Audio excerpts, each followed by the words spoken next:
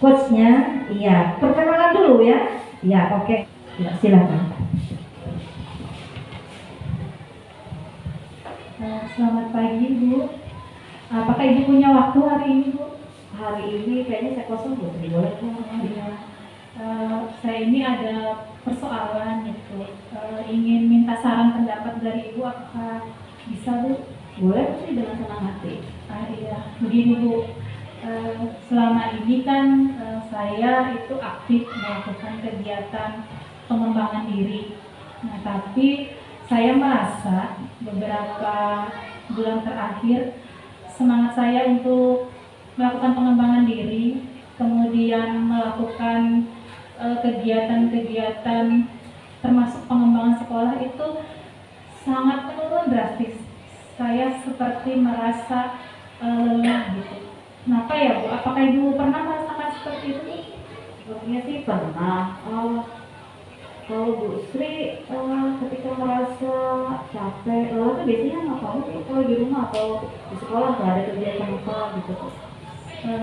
Saya merasa itu akhir-akhir ini, pertama melihat kondisi teman-teman Bu. Saya melihat ada beberapa teman yang sakit gitu. Sehingga itu tersugesti ke saya gitu, sehingga saya jadinya ikut lelah gitu.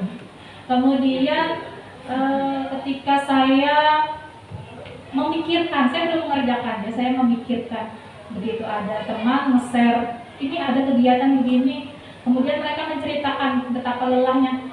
Jadi ketika seperti itu saya juga gampang dan tiba-tiba ikut lelah gitu. Padahal saya belum mengerjakan, saya ikut lelah, sehingga akhirnya saya melihat yang lain juga kayaknya enak di zona nyaman ya, nggak usah ngapa-ngapain gitu. Itu yang saya rasakan saat ini. Kalau perasaan Bu Sri ketika kan pernah berada di zona nyaman ya, perasaannya bagaimana?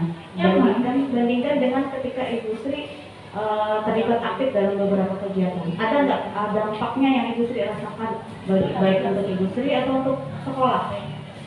Ada sih Bu. Kalau misalkan ketika saya aktif itu saya merasa update ya dengan perubahan zaman. Jadi seorang guru itu kan memang harus mengikuti perubahan zaman, harus mengikuti kodrat alam siswa. Nah, ketika saya mengikuti kegiatan itu, saya punya energi rasanya ketika berkumpul dengan orang-orang yang sama-sama punya semangat untuk pengembangan diri, saya ikut. Tapi ketika saya sendiri di rumah, saya jadi menurun karena pekerjaan di rumah juga menuntut saya untuk bisa membagi tenaga. Itu saya juga menurun. Kemudian ketika saya berteman dengan orang-orang yang berada pada zona nyaman, kok enak ya, saya juga ingin ikutan gitu. Tapi ketika saya berkumpul dengan orang-orang yang punya semangat untuk pengembangan diri, ada lagi sih keinginan gitu untuk mengembangkan diri. Apalagi melihat cerita sekolah ini begini ya, ada sih keinginan gitu. Makanya saya rasanya kok galau gitu. Kadang-kadang melihat mereka yang maju, pengen sih maju. Tapi ketika melihat teman yang santai, pengen juga santai gitu Bu. Mungkin saya jenuh ya dengan rutinitas yang terlalu padat Bu. Kira-kira nih ya, Pak Ibu Sri kan kayaknya merasa capek ya, karena manusia itu kan ada batas kemampuan fisik dan psikisnya. Kalau menurut Ibu Sri, kalau misalnya kita dalam keadaan jenuh seperti itu, harusnya apa sih yang kita lakukan? Mungkin saya perlu menerapkan teknik stop ya Bu. Iya, seperti apa tuh coba, bisa nggak Ibu cerita? Mungkin saya memang perlu waktu untuk mengistirahatkan diri dulu sejenak, mencas dulu energi saya, kemudian pemikiran saya, semangat saya, dan nanti supaya kembali lagi bisa mempunyai energi positif untuk mengembangkan diri lagi. Seperti itu ya Bu. Menurut Ibu gimana?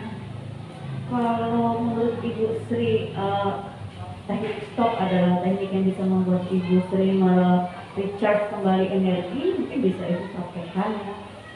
Teknik stop itu selanjutnya gimana setelah mungkin nanti kan setelah rehat sejenak kan pasti kembali lagi nih semangatnya karena energinya mungkin sudah kembali. Nah setelah itu ada nggak keinginan Ibu Sri yang lain yang mungkin yang belum Ibu Sri laksanakan, yang kemudian kegiatan sebelumnya yang mungkin Ibu Sri ingin lakukan tapi belum sempat, ada nggak?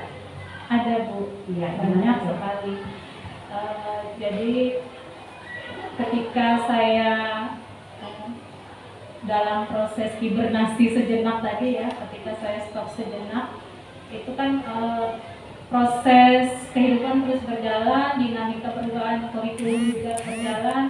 Nah, ketika melihat program-program pengembangan kurikulum itu rasanya kepengen gitu sekolah kita SMP 1 itu mengadopsi kurikulum-kurikulum yang lebih berpihak kepada siswa. Jadi tidak lagi mengajar itu seperti maunya guru, tapi membuat kegiatan atau suasana mengajar di sekolah ini sesuai dengan bakat alam dan bakat peserta didik. Jadi maunya saya pengen gitu mengajak atau membuat program untuk sosialisasi Merdeka Belajar di SMP 1 Maret. Kalau misalnya kita ingin melaksanakan itu, kira-kira langkah awalnya dari mana tuh? Kira-kira kalau Ibu Sri bekerja sendiri kan nggak mungkin ya. Nah, kira-kira bagaimana tuh? Nah, sebenarnya yang membuat salah satu alasan yang membuat saya akhirnya berada pada titik terendah semangat saya itu tadi, saya tidak punya kemampuan untuk mengkoordinir seluruh warga untuk mendukung itu. Mungkin yang bisa itu adalah berkoordinasi dengan Bapak Kepala Sekolah selaku penanggung jawab, kemudian Bapak Ibu Wakaf, kemudian maunya sih semua dewan guru ya yang mendukung itu program itu. Mungkin dengan arahan dari Bapak Kepala Sekolah dan pengawas sekolah, mungkin harapan terbesar mungkin bisa dilaksanakan. Kalau bayangan saya sih mungkin 80% bisa terlaksana apabila semua stakeholder dan seluruh warga sekolah itu terlibat aktif. Selain dengan kepala sekolah, mungkin ada nggak yang ingin Ibu ajak gitu untuk sama-sama melakukan pengembangan sekolah supaya SMP 1 ini tidak tertinggal gitu dengan sekolah lain. Terutama nih kaitannya dengan kurikulum Merdeka Belajar ini. Ada nggak orang lain yang ingin Ibu ajak? Kalau orang lain Bu, seharusnya sih semua warga sekolah. Tapi rasanya sulit untuk 100% mengajak. Minimal 80% lah dari Bapak Ibu guru itu terlibat. Karena kalau sendiri atau kalau 50% guru itu akan mematahkan semangat yang aktif. Karena beberapa rekan-rekan itu sudah beberapa yang tumbang semangat dan tumbang kesehatan karena terporsir. Tapi kalau 80% guru berperan aktif, saya optimis itu bisa berjalan. Jadi selain dengan kepala sekolah, mungkin Ibu kan punya rekan kerja yang mungkin sepemikiran kan, apalagi di SMP 1 banyak guru-guru senior yang sudah sangat berpengalaman di bidang pengembangan kurikulum sekolah. Ada tidak selain kepala sekolah? Banyak sih Bu. Aset di SMP 1 itu banyak. Guru-guru madya, guru-guru profesional, kemudian guru instruktur K13. Nah, itu sangat berpengaruh kalau menurut saya sih Bu, kalau dilibatkan instruktur, kemudian ada duta rumah belajar, kemudian guru berprestasi, kemudian Bapak Ibu guru madya. Saya rasa mereka punya wibawa dan punya peran dan andil yang sangat besar perubahan di sekolah ini, saya rasa. Iya, bagus sekali kalau pemikiran Ibu Sri seperti itu. Nah, kira-kira Ibu Sri ini kapan nih mau mulai nih? Apakah nunggu mau hibernasi kembali atau bagaimana? Kapan nih? Kayaknya saya mungkin untuk mericas diri stop dulu Bu ya, mungkin beberapa minggu, 1 atau 2 minggu. Setelah itu semoga semangat saya muncul kembali. Kalau melihat dari apa yang Ibu Sri inginkan tadi sih sepertinya Ibu Sri bukan tipe orang yang akan tinggal diam. Saya percaya Ibu Sri pasti akan melakukan yang terbaik. seperti yang Ibu Sri lakukan. Iya. Baik. Terima kasih Bu. Dengan perbincangan ini sudah mulai menumbuhkan sih semangat saya kembali untuk dan menemukan solusi atas permasalahan saya. Saya tinggal melaksanakan dan membuat program setelah saya kembali bisa merefresh semangat saya. Terima kasih Ibu. Sama-sama Bu Sri. Kita review dulu ya. Terima kasih untuk Ibu Sri Rahayu dan Ibu Fitri yang melakukan praktek coaching. Pertama-tama yang mungkin dilupakan adalah perkenalan. Jadi coach dengan coachingnya harus menyebutkan apa kabar Ibu Sri, apa kabar Ibu Fitri, itu lupa. Jadi apa kabar begitu saja, tapi nama tidak disebutkan. Atau kalau belum terlalu kenal, kita bisa mengatakan membilang nama kita pertama. Yang kedua tujuan. Tujuan itu harus disebutkan. Seorang coach harus menanyakan apa tujuan Ibu Sri pada hari ini bertemu dengan saya. Ya, tujuannya ya, jangan lupa. Nanti mengalirlah. Itu tidak saya temukan tadi. Kemudian identifikasi kurang greget. Identifikasi permasalahan yang terdapat pada coaching. Itu coachnya belum belum bisa menggali secara keseluruhan dengan melupakan kata kunci. Nah, harus ada kata kunci. Contoh, tadi ya, Ibu Sri Rahayu bercerita, identifikasi ya, itu kata kuncinya itu tuh diambil dari kalimat terakhir. Dia mengatakan, bukan kalimat terakhir ya, kalimat yang memancing pertanyaan berikutnya. Contoh, saya pengen sih mengembangkan diri, begitu kan tadi kan, tetapi begini. Ambillah kata kunci pengembangan diri. Pengembangan diri seperti apa yang sudah Ibu lakukan? Tanya yang sudah dilakukannya apa? Ya. Nah, setelah itu seorang coach tidak perlu banyak bertanya. Ambil kata kunci yang sedikit tadi, sehingga coach itu mengeluarkan banyak sekali cerita, deskripsinya banyak sekali. Ambil lagi kata kuncinya. Tadi kan saya dengar Ibu Sri Rahayu mengharapkan dukungan dari guru-guru lain. Tanyakan sebenarnya kata kuncinya. Dukungan seperti apa? Nah, itu tadi terlepas ya, dukungan seperti apa yang Ibu Rahayu harapkan. Sehingga pertanyaan itu memancing harapan.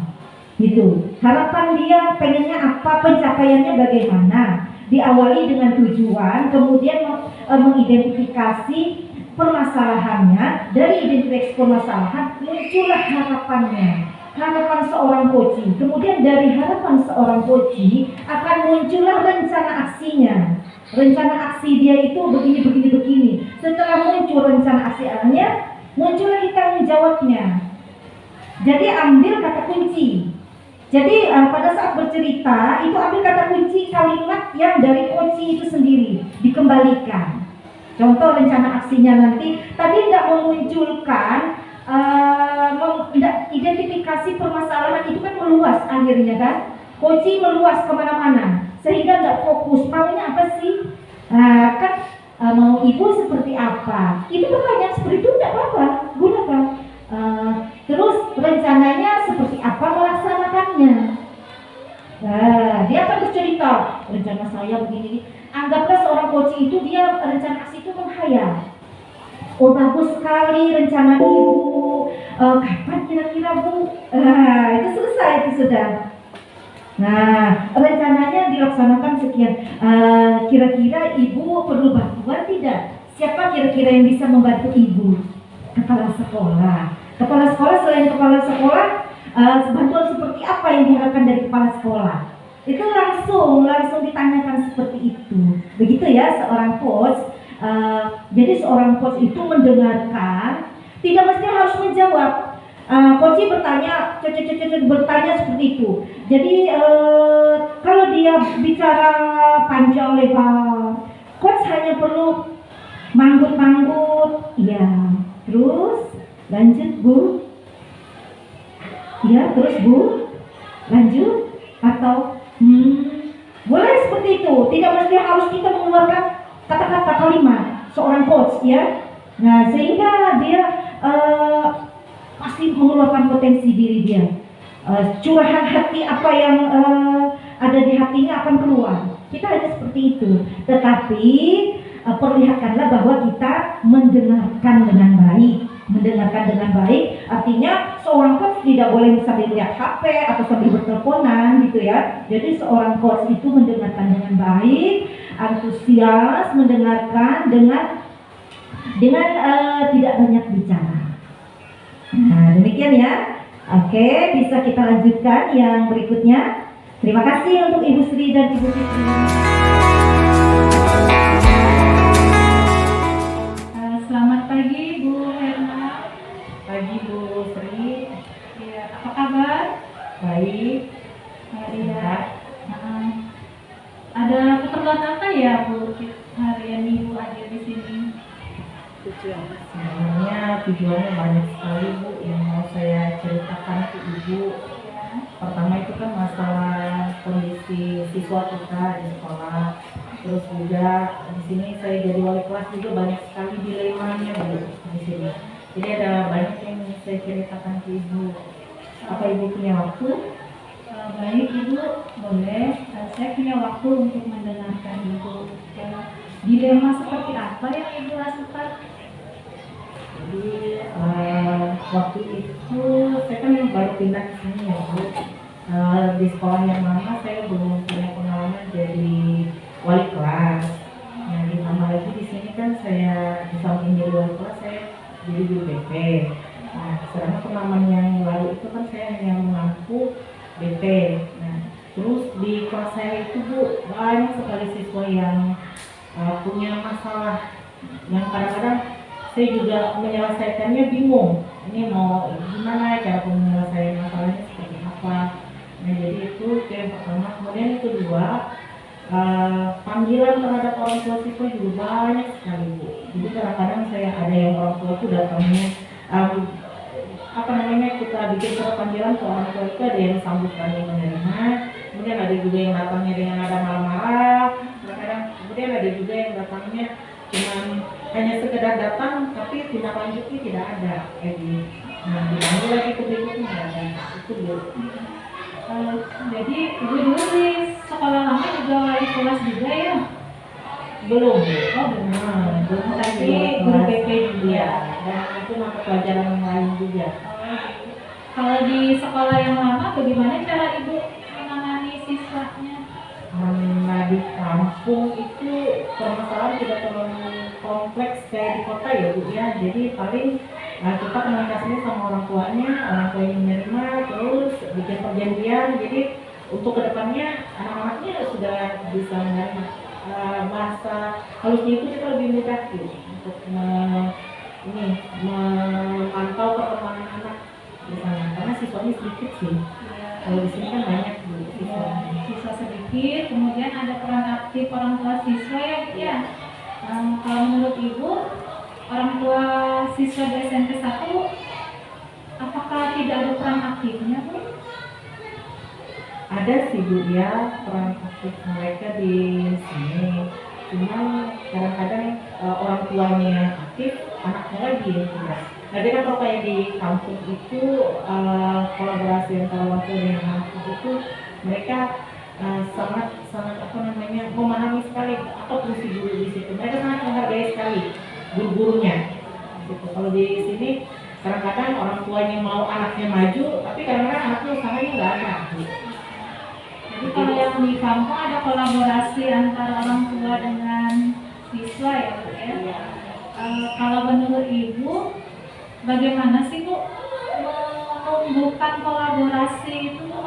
Tadi kan Ibu bilang di kampung itu enak sekali kolaborasi antara orang tua dan siswa. Apakah Ibu punya tips bagaimana sih menumbuhkan kolaborasi yang bagus antara orang tua dengan siswa Bu?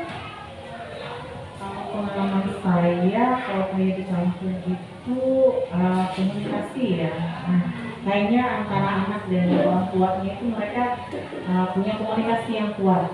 mungkin kayak di kampung itu kan jaringan internet tidak ada ya, Bu, ya. Kemudian yang punya HP cuma sedikit. Kayaknya waktu mereka untuk berkomunikasi, berkumpul dengan keluarga itu lebih banyak. Nah, daripada dengan keadaan di kota ya, Bu. Nah, mereka kan kadang-kadang anak-anak itu lebih banyak main HP daripada mereka ngobrol dengan orang tuanya.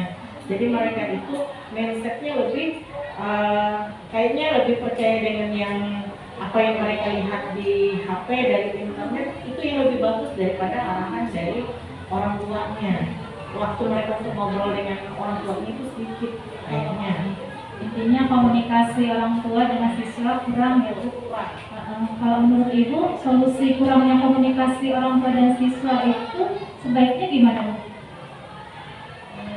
Kayaknya lebih membatasi anak-anak ini untuk main HP kayaknya ya. Untuk main HP lebih membatasi.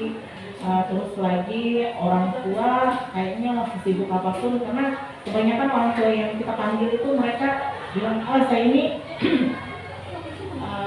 karena sibuk jadi kurang memantau perkembangan anak ini itu dan sebagainya. Nah, jadi menurut saya kayaknya antara orang tua dengan anaknya sama-sama saling punya waktu untuk mereka bisa saling bicara dari hati ke hati.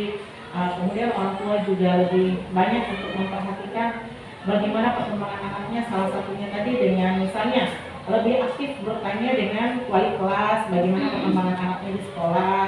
Nah, kemudian lagi ketika ada surat panggilan dari sekolah, orang tua itu lebih aktif. Misal, tidak perlu sampai 3 kali surat panggilan baru ngomong orang tuanya. Cukup 1 kali surat panggilan artinya anaknya itu punya masalah. Nah, jadi lebih gercep lagi, lebih harusnya antusias datang ke sekolah menanyakan bagaimana perkembangan anaknya. Menurut saya seperti itu, dan membatasi anaknya untuk main HP di luar daripada kalau memang benar-benar ada tugas. Karena sekarang kan kita sudah tidak posisinya tidak daring lagi, sudah tatap muka. Jadi menurut saya untuk penggunaan HP itu kayaknya minim. Kecuali ada tulisan memang harus memakai HP. Itu sih menurut saya. Iya, intinya memperbaiki komunikasi dengan mengurangi gadget itu Bu ya. Itu apakah pernah Ibu komunikasikan ke orang tua solusi-solusi yang sudah Ibu identifikasi itu, pernahkah Ibu komunikasikan ke orang tua Bu? Nah, itu masalahnya Bu, sejauh ini masih belum sempat saya komunikasikan ke orang tua. Kalau menurut Ibu, untuk mengkomunikasikan itu, apakah Ibu punya planning mengumpulkan secara khusus atau memanggil per individu, atau seperti apa planning Ibu untuk mengkomunikasikan solusi yang sudah Ibu sampaikan tadi? Kalau untuk kayaknya kalau untuk mengumpulkan orang tua kayaknya mungkin waktunya terbatas kali ya. Kayaknya lebih atau bikin ini aja kayaknya grup WhatsApp yang di situ disertakan orang tua walinya. Jadi kita bisa berkomunikasi dengan mereka. Berarti itu lebih efektif ya Bu ya, untuk mengkomunikasikan segala solusi melalui grup WA. Kira-kira kapan Ibu akan membuat grup WA sehingga bisa mengkomunikasikan segala hal itu? Secepatnya lebih baik kayaknya Bu ya. Oh iya ya. Jadi kalau memang membuat grup WA itu adalah solusi, sebaiknya secepatnya Ibu ya. Mungkin hari ini atau besok grup itu sudah terbentuk, dan bagaimana cara Ibu mengelola grup itu nantinya? Kayaknya kita lebih banyak sharing tentang anak-anak kayaknya di situ. Apapun perkembangan anak-anak itu akan saya komunikasikan lewat grup tersebut supaya orang tuanya lebih aktif lagi, lebih tahu bagaimana perkembangan anaknya di sekolah. Saya rasa bagus sekali ya Bu, kalau memang grup WA itu bisa digunakan secara efektif dan efisien serta selalu bertanggung jawab dalam pemanfaatan. Saya rasa Ibu sudah menemukan solusi terhadap persoalan Ibu ya Bu. Apakah ada yang ingin dibahas lagi Bu? Ini cukup aja, itu aja permasalahan Ibu. Terima kasih untuk waktu yang sudah Ibu berikan. Sama-sama Ibu, semoga sukses selalu. Amin. Oh, no. Terima kasih. Yang ini mungkin agak sedikit dapat pencerahan tadi ya, lebih baik ya, lebih baik dalam hal pertanyaan lebih teratur. Cuman Bu Sri, Koci sudah bagus mengeluarkan semua permasalahan. Mungkin di bagian identifikasi, tujuan sudah jelas, rencana aksi juga jelas, tanggung jawabnya jelas. Identifikasi ini supaya lebih diketahui, seharusnya tadi kan banyak permasalahan, kata kuncinya, banyak permasalahan sekali di sini. Padahal kata kuncinya permasalahan apa yang paling berat Ibu rasakan saat ini. Jadi sesuatu itu kalau Koji menceritakan seperti dulu, kita tidak usah mencari cerita dia yang dulu. Tidak usah kita menggali informasi yang dulu-dulu, tapi kita harus menggali informasi dia ke depannya. Nah gitu, tidak usah kita membandingkan yang dulu sama yang sekarang. Jadi langsung aja ke depannya bagaimana? Ke depannya Ibu, permasalahan apa yang paling tidak Ibu dapat yang tidak bisa Ibu selesaikan saat ini? Ketemu kan? Permasalahan ini loh, ini. Rencana Ibu bagaimana cara mencari solusinya? Kan ketemu kan? Kalau tadi kan masih dengar ya, masih bingung apa sih permasalahan Ibu ini? Apakah hanya sekedar orang tua yang tidak aktif, berperan aktif? Itu kan permasalahan yang tidak terlalu berat ya. Nah, jadi itu yang pertama, permasalahan kata kunci pada saat melaksanakan coaching. Kemudian kita sebagai coach tidak perlu mengulas setelah coaching mencurahkan semua perasaannya, tidak perlu diulas. Tapi kita langsung sebagai coach itu bertanya dengan kata kunci dari kalimat terakhir tadi, sehingga mengalir, sehingga tidak banyak coachnya itu membuat persepsi gitu ya, tidak ada persepsi. Seorang coach itu tidak bisa mengeluarkan persepsi, tidak. Jadi hanya memandu, mendengarkan, memandu, memotivasi. Tadi motivasi sudah ketemu. Jadi seorang coach itu sebagai pendengar yang baik, kemudian harus mampu mengelola pertanyaan yang efektif dengan mengambil kata kunci dari kunci itu sendiri. Begitu ya. Untuk yang lainnya bagus juga semuanya, dan kita alhamdulillah tepuk tangan untuk semuanya ya. Iya, terima kasih.